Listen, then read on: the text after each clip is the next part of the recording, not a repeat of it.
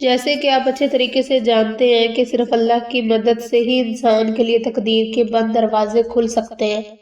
اسی چیز کو مد نظر رکھتے ہوئے آج ہم آپ کے لیے سورہ فاتحہ کا ایک ایسا عمل، ایک ایسا وظیفہ لے کر حاضر ہوئے جس کی برکت سے آپ اللہ کی غیبی مدد نہ صرف حاصل کر سکتے ہیں بلکہ ساتھ ہی ساتھ اللہ پاک کی ذات کے ہاں سے قرآن مجید کی اس خوبصورت صورت کے ذریعے کوئی بھی بات، کوئی بھی حاجت بھی پوری کروا سکتے ہیں۔ جیسے کہ آپ جانتے ہیں کہ سورہ فاتحہ کی کل 7 آیات ہیں اور اس سورہ کو ام القرآن بھی کہا جاتا ہے۔ زمانہ قدیم سے مسلمان سورہ فاتحہ کی تلاوت کے ذریعے شفا، حفاظت اور خواہشات کو حاصل کرتے رہے ہیں اور آج بھی اس سورہ کو دنیا میں سب سے زیادہ تلاوت کیا جاتا ہے۔ یہاں آپ کو جان کر یہ حیرت ہوگی کہ جب بندہ مالکی یوم الدین پڑھتا ہے تو اس پر اللہ کہتا ہے کہ میرے بندے نے میری بڑائی بیان کی۔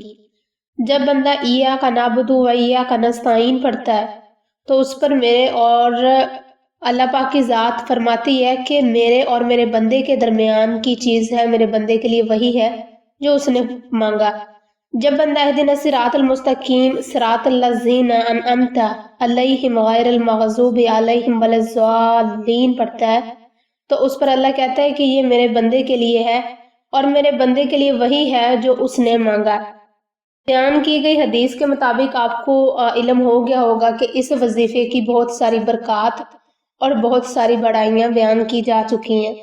خدا نخواستہ اگر آپ کسی پریشانی کا شکار ہیں، کوشش کے باوجود آپ کسی پریشانی سے نکل نہیں پا رہے، کوئی ایسا مسئلہ درپیش آ گیا ہے کہ آپ اس سے نکلنے کے لیے بہت زیادہ کوششوں میں لگے ہوئے ہیں لیکن وہ مصیبت بڑھتی جا رہی ہے، تو آج کا یہ وظیفہ آپ کے لیے نہایت بہترین ثابت ہونے والا ہے۔ یاد رکھیں آپ نے اس کو جمعہ کے دن سے عشاء کی نماز کے بعد سے شروع کرنا ہے اور کم از کم آپ نے اس وظیفے کو 14 سے 21 دن تک کرنا ہے۔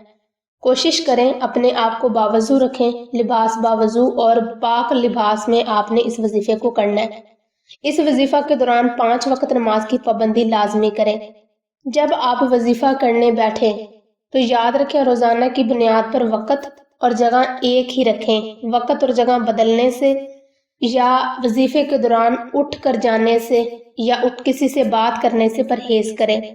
یاد رکھیں آپ نے وظیفے کو اپنے مقصد کو ذہن میں رکھتے ہوئے اول و آخر 10 مرتبہ درود شریف کے ساتھ کم از کم سورہ فاتحہ کو 100 مرتبہ پڑھنا ہے۔ جب آپ یہ تلاوت کر رہے ہوں تو دوران تلاوت اپنا لہجہ دھیما رکھیں، اپنے آپ کو ریلیکس ٹرم میں رکھتے ہوئے آپ نے اس وظیفے کو کرنا ہے۔ اگر آپ دی گئی ہدایات کے مطابق اس وظیفے کو کم از کم 14 سے 21 دن تک کر لیتے ہیں تو اس بات میں کوئی شک نہیں کہ آپ کا کوئی بھی مسئلہ، کوئی بھی مصیبت، کوئی بھی تکلیف نہ صرف حل ہو جائے گی بلکہ ساتھ ہی ساتھ آپ کو ذہنی سکون بھی حاصل ہوگا۔